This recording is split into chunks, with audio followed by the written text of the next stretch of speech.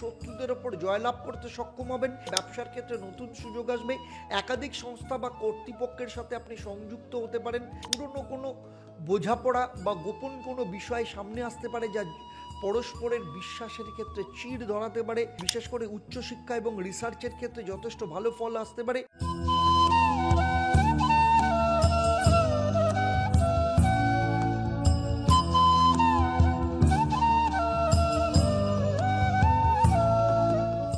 ওম নমঃ শিবায়, হর হর মহাদেব। নমস্কার, আমি অ্যাস্ট্রো পণ্ডিত দেবদত্ত। অ্যাস্ট্রোনমা আচার্য দেবদত্ত ফেসবুক পেজ এবং ইউটিউব চ্যানেলে আপনাদের সবাইকে স্বাগত জানাই।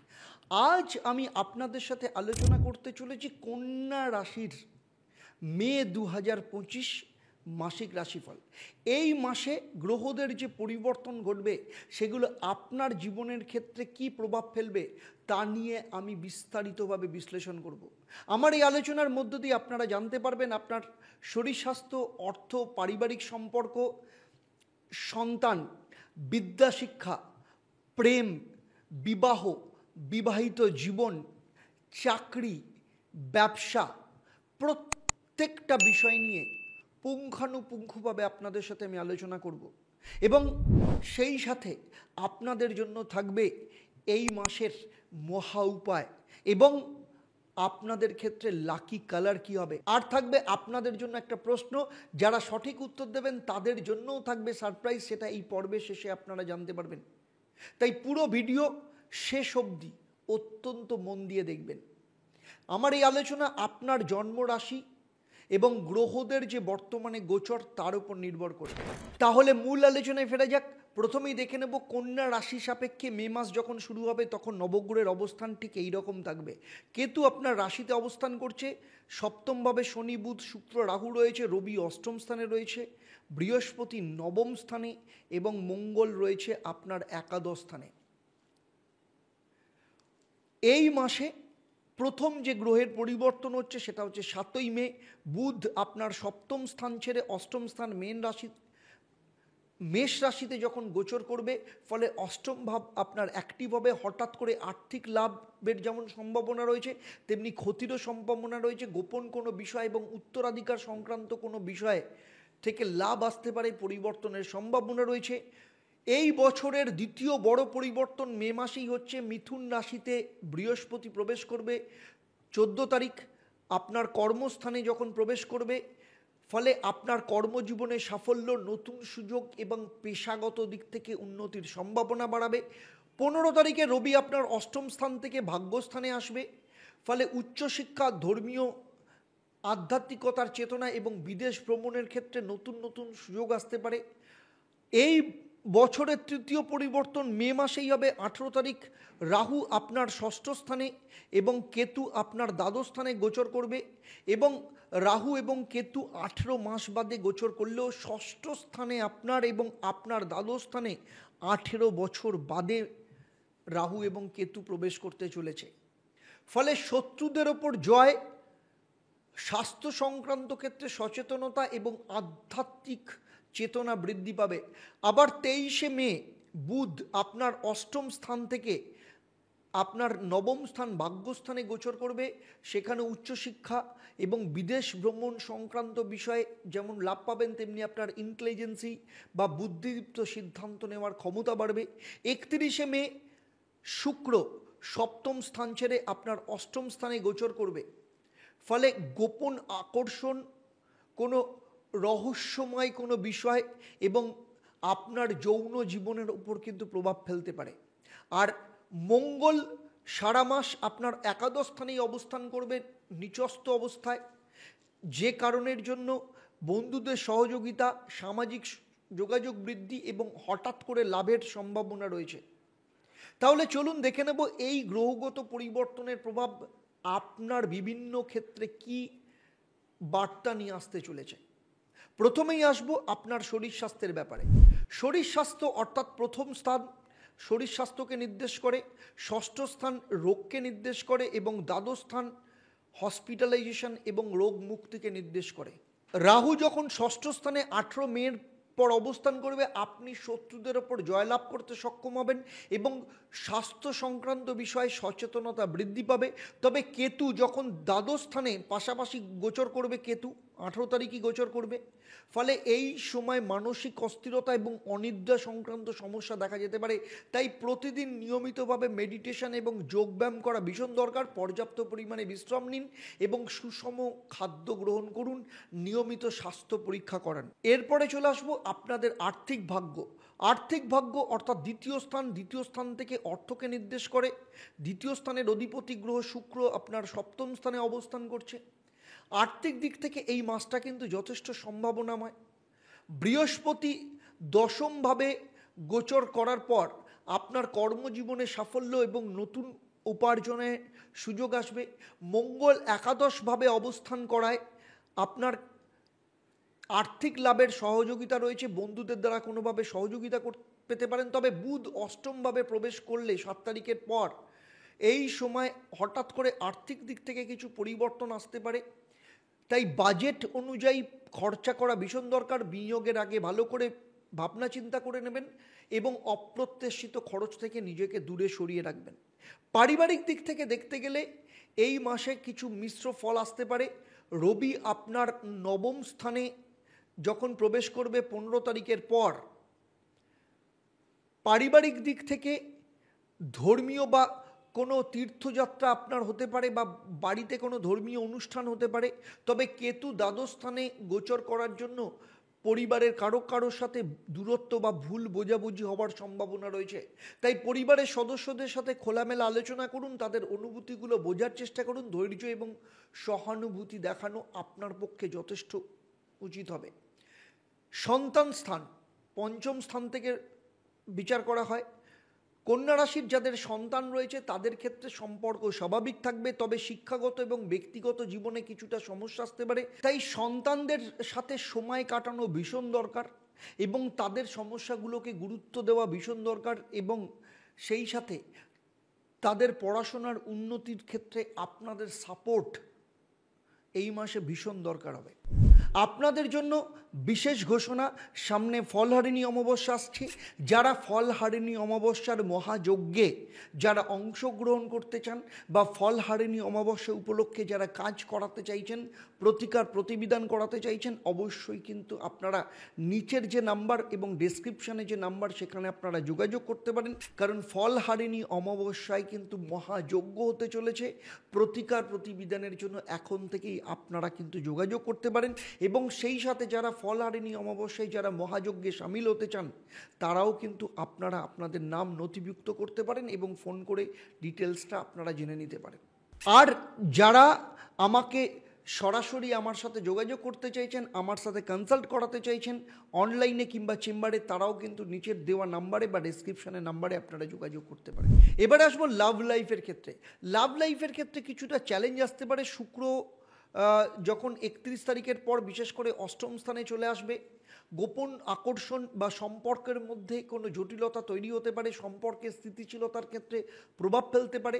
তাই সম্পর্ককে যদি ঠিক রাখতে হয় পারস্পরিক বিশ্বাস এবং সম্মান প্রদর্শন করা ভীষণ দরকার এবং তাড়াহুড়ো কোনো সিদ্ধান্ত লাভ লাইফের ব্যাপারে কিন্তু নেওয়া যাবে না। এবারে চলে আসবো স্টুডেন্টদের ক্ষেত্রে।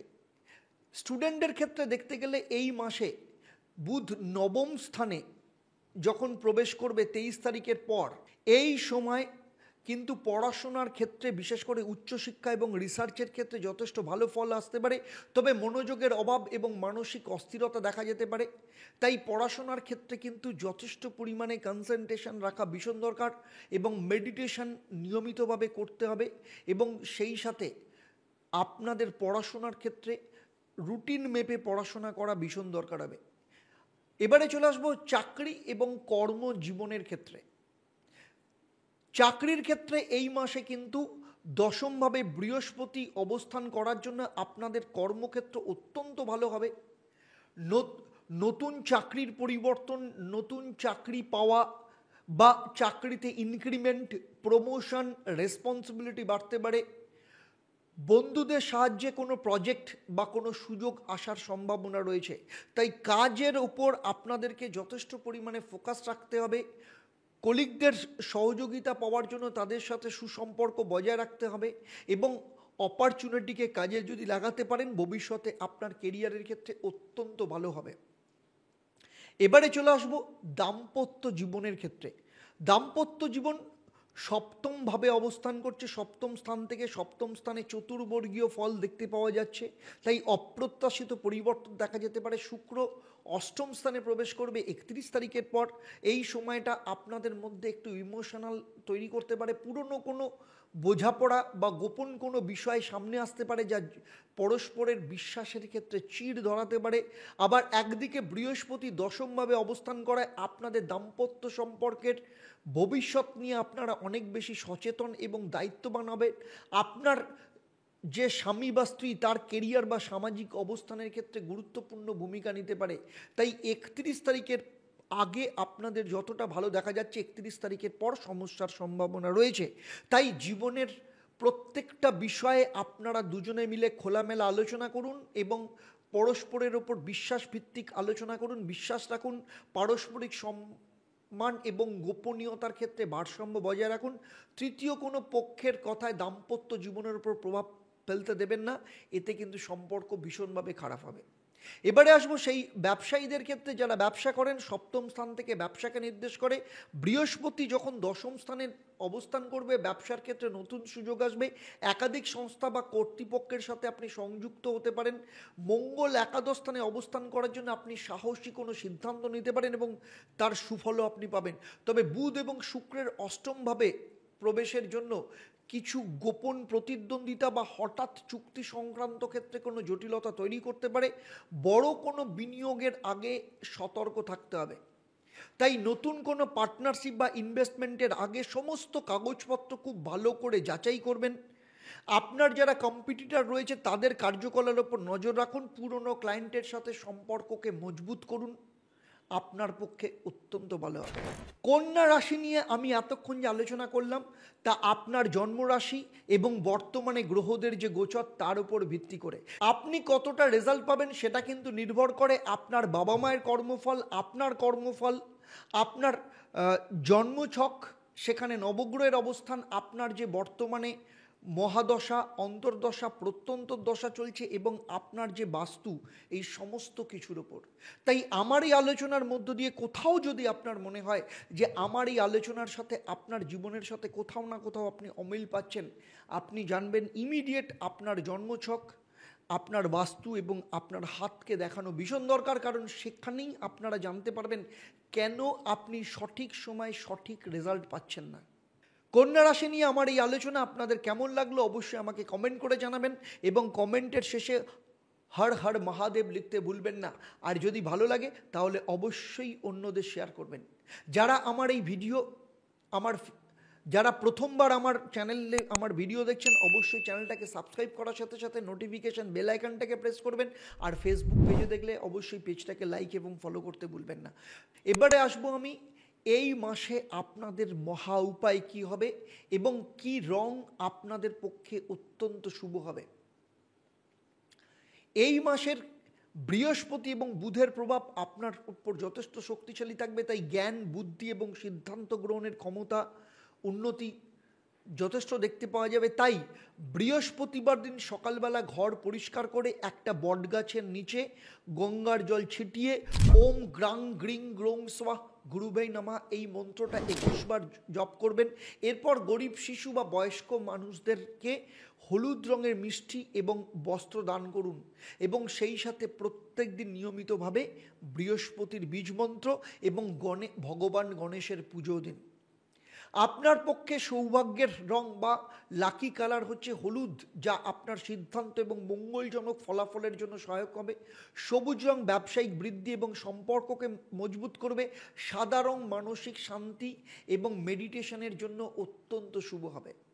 যারা ফলহারিণী অমাবস্যায় কাজ করাতে চাইছেন, হোম করাতে চাইছেন, হোমে আপনারা আসতে চাইছেন, তারা অবশ্যই নিচের যে নাম্বার রয়েছে সেই নাম্বারে যোগাযোগ করবেন।